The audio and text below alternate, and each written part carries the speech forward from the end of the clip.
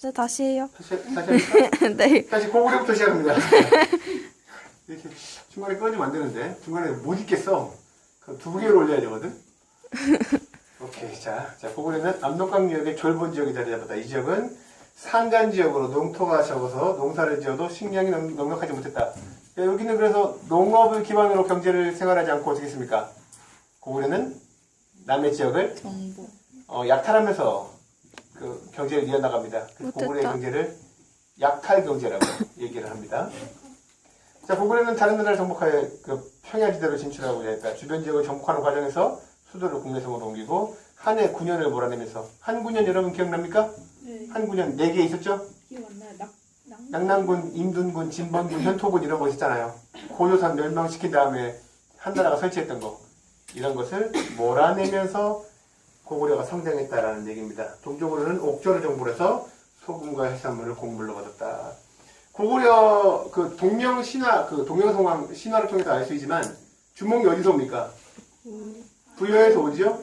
그래서 부여랑 정치 체제의 모습이 많이 비슷해요. 닮아요. 그래서 고구려도 부여처럼 밑줄 5부족 연맹이고요.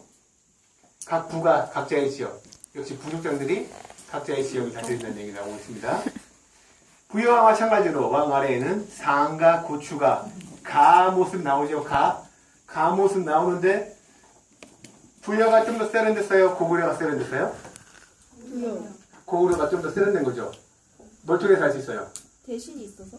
일단 왕이 있어요? 부여는 아직까지도 저거죠. 가축 이름 따고 있잖아요. 그러니까 조금 낙후된 거고, 그 상가는 위의 칸이라는 뜻이고, 고추가는 높고 추앙할 만한 칸이라는 뜻이거든요. 훨씬 더 관직스러운 모습이라면 세련된 나라 고구려가 되는 겁니다.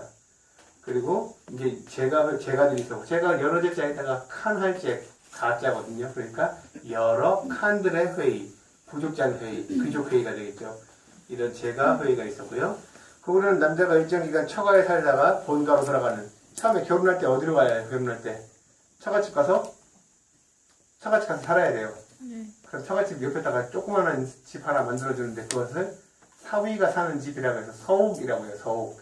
이 서옥에 살면서 남자애가 그 여자 그 아내가 될 사람의 품삯 몫을 할 때까지 맨날 아침마다 마당 쓸고 반일하고 마당 쓸고 반일하고 마당 쓸고 반일하고 하는 거예요. 정혜야, 그러면 너희 아버지는 남자친구가 며칠간 일하면 너를 줄까? 네. 2시간이면 된대요. 아니, 저 야, 남학생들 도전하세요. 2시간이면 됩니다. 아까 손 출연한 여학생 2시간이면 저 손을 가질 수 있습니다. 뭔 얘기야? 아, 웃겨. 갑니다. 서옥제고요. 그것이. 또한 고구려의 시조인 주몽과 그의 어머니 유화부인을 섬기려 제사를 지냈으며 10월에 동맹. 고구려의 제천에서 나오죠? 10월에 동맹. 부여의 12월 연고. 고구려 10월에 동맹 나왔네요. 다음 옥저와 동맹 나옵니다. 쌤, 네. 보통요 직장 행사가 틀려요. 추수 끝나고 하고 뭐 농사 하기 전에 안 그러잖아요. 농사 잘 돼서 고맙다, 뭐 농사 잘 하게 해달라. 그래요. 근데 왜 연고는 12월이에요? 그렇죠? 좋은 질문입니다. 12월에 하는 나라들이 있고요. 10월에 하는 나라들이 있는데 유목 생활의 전통이 깊은 나라들은 유목할 때는 동지를 기준으로 축제를 해. 그래가지고 12월에 크리스마스 이때 이제 축제를 하고 농경으로 많이 발달된 나라일수록 추수감사제를 지내게 되는 거거든. 그 추수감사제는 10월 말이 되니까 그때 제사를 지내는 건데 아직 부여는 유목적인 요소가 많이 남아있다고 생각하면 됩니다. 유목민의 요소. 말 타고 다니는 애들이니까. 오케이. 다음.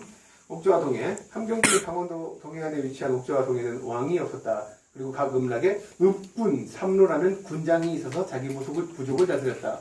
되게 수준이 낮은 느낌 납니까? 왕도 없고 읍군, 음락의 짱이라는 뜻이고 삼로는 아예 석삼자에 네 글로 짜예요. 뭔 뜻이에요? 일로 와. 뭘로? 네 글로. 그러니까 그 연장자가 꺼져. 다스린다는 개념이니까 사회가 아직 후진 사회라는 걸 알 수 있죠. 자, 옥저와 동해는 강력한 정치권력이 성장하지 못했고 낙랑과 고구려의 압력을 받았다. 고구려가 대망하죠. 옥저는 토지가 비옥하여 농경이 발달했고 옥저하면 생각나는 거. 옥저하면 소금입니다. 소금. 옥저하면 소금이에요. 발해하면 뭐였어요? 발해네. 부여하면 말이었죠. 부여하면 말. 옥저하면 소금입니다. 그래서 소금 홍보했고, 옥저는 민며느리제. 민며느리제 뭡니까? 결혼할 때 여자가 남편 집으로 가는 것을, 며느리가 되는 것을 민며느리제라고 하죠. 그리고 가족이 죽으면 간회장을 하였다가 대충 옆에다 뒀다가 나중에 가족이 다 죽으면 가족들의 뼈를 큰 항아리에 묻는 매장 풍습이 있었대요. 이것을 가족 공동 무덤, 가족 공동 묘라고 하는데, 이 옥저에 세 가지 풍습 나오죠? 세 가지가 나오죠? 세 가지 뭐? 소금, 민며느리제, 가족 공동 묘. 이 세 가지 나오면 옥저라고 기억을 해주시면 되겠습니다. 다음 동예. 동예는 토지가 비옥하고 해산물을 풍부했는데, 이제 여기 이제 동예의 특산물 나옵니다. 단궁, 과하마, 단어피. 단궁은 짧을 단자에 활궁자, 짧은 활이라는 뜻이고요. 과하마는 과일나무, 아래하, 말마자입니다. 과일나무 아래를 지나갈 수 있는 말, 작은 말이라는 뜻이고요. 반어피는 바다사자의 가죽입니다. 이것을 가지고 이런 특산물이 많이 생산되었다. 동예에는 10월에 무천이라는 지명사가 있었고요. 얘네들은 다른 부족을 침범하면 안 된대요. 다른 부족에 침범하면 실책이에요, 실책. 실책하면 화를 당한다. 무슨 풍속? 책화라는 풍속이 있어서 시족을 보호했고요. 시족을 보호하기 위해서 자기들 시족끼리 결혼한 것이 아니라 어떻게 해요? 항상 결혼할 때는 다른 종족과 결혼하는 것, 조부의 혼을 지켰다. 이런 거 나오면은 동의입니다. 그리고 교과서 옆에 보면 여러분 집터가 나오는데요. 한자로 보면 여자처럼 생긴 집터예요. 이 여자형 집터가 있고요. 또 거기 설명된 글에 보면 네 번째 줄에 여러분 뻑큐 모양 있죠? 뻑큐 모양? 이게 한자로 철자입니다. 철자. 이 철자형 집터, 여자형 집터, 철자형 집터가 나오면 요거 동예다라고 기억해주면 동예에 대한 시험 문제는 뭐 다 완전히 커버가 됩니다. 다음 넘겨서 마지막으로 사만입니다. 사만. 뭔가 내용이 많은데 몇 페이지 해야 될지 모르겠어. 이 집 자체가 스토리가 없죠. 왜냐면 역사를 기록한 것이 아니라 얘네들이 중국에서 저쪽에 있는 나라들 상태가 어떤지 조사해봐라 해가지고 쟤네들은 뭐가 풍습이고 어떤 특산물을 가지고 있어? 라고 기록한 게 역사의 전부기 때문에 우리가 그것을 딱딱딱딱 아까 우리 선생님이 학습지에 나눠준 표에다가 정리해서 적어놓으면 끝나는 부분이에요. 그렇게 정리를 해주시면 되고요. 사만은 한반도 중남부 지역에서는 진이 성장하고 있다. 이거 진 누굽니까? 이 진 뭐예요 이거? 진나라. 진시황의 진나라 아니잖아. 이거 뭐야 이거? 사만. 그렇지. 고조선에 옛날에 준왕이 내려와서 설치한 나라가 진국이었지. 그 진을 얘기하는 거예요. 진이 성장하고 있었다. 중국과의 교육 과정에서 진은 고조선의 방해를 받았다. 여기가 이제 위만조선의 방해를 받은 거죠. 이후 진해는 고조선 사회의 변동에 따라 남쪽으로 이동하는 유민에 의하여 새로운 문화가 보급되었고 토착 문화가 융합되면서 사회가 더욱 발전했다. 그 결과 마한, 진한, 변한이 성립되어서 이들을 삼한이라는 연맹체로 성장했는데 마한은 몇 개? 54개. 진한하고 변한은 12개. 이런 소국으로 구성된 나라다. 특히 경기, 충청, 전라도 지역에 발달한 어디? 마한이 짱인데 그 중에서 제일 마한의 54개 중에서 제일 큰 나라가 어디다? 목지국이라는 나라다. 목지국. 이 목지국이 제일 강성해서 삼한 전체를 이루는 아우르는 나라다. 이렇게 기억을 하면 됩니다. 다음 삼한에서는 신지, 읍차라는 군장 세력이 있었대요. 신지. 여러분 신지 알죠? 신지 누굽니까? 코요테 신지죠. 코요테 신지. 코요테 신지 남쪽에 있는 여자잖아요. 그러니까 신지 나오면 삼한 생각해주면 되겠죠. 종교적 지배자로 누가 있었다? 종교적 지배자로 천군이 있었다. 이게 왜 특징이 있니 얘들아? 재정분리선. 그렇죠. 딴 나라는 종교적 지배자가 누굽니까? 왕이지. 왕 자체가 종교적 지배자인데 여기는 종교적 지배자로 천군이 따로 있었다는 얘기죠. 재정 분리사회를 얘기하는 것이고요.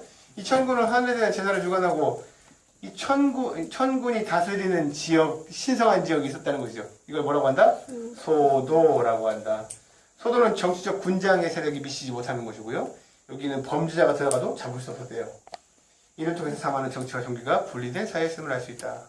사마는 비옥한 평야지대에 자라요. 일찍부터 농업이 발달했다. 우리가 지금 배우는 부여, 고구려, 옥저동의 사만 중에서 사만이 제일 남쪽이죠. 그러니까 이쪽에서 이런 나라들보다 더 벼농사가 발달한 곳이고요. 해마다 씨를 뿌리고 난 5월과 추수를 마친 10월에는 계절제라는 제천 행사를 했다. 사만시대에 대표적으로 보이는 것은 뭐 밭, 논, 보, 저수지 이런 거 있는데 대표적인 저수지가 제천의 의림지, 밀양의 소산제 이런 것이 있었다라는 것이고요. 변환하면 기억나는 거, 변환 뒤에 나오는 가야, 이쪽에서 유명한 거 뭡니까? 철이죠. 철이 유명해서 낭낭과 외에 수출했다까지 기억하면 여러분 이 부분 끝납니다. 자, 이 부분 뭐 스토리가 없는 부분이기 때문에 그 칸마다 정확하게 딱딱딱딱 구분해서 여러분 정리해 두시면 시험에 되게 잘 나오는 부분이고 수능에도 잘 나오는 거니까 한번 정리할 때 깔끔하게 정리해서 기억해 주시기 바랍니다. 여기까지입니다. 오케이. 얼른 정리하세요. 응? 이거 어떻게 꺼? 힘든 사람은 쉬세요.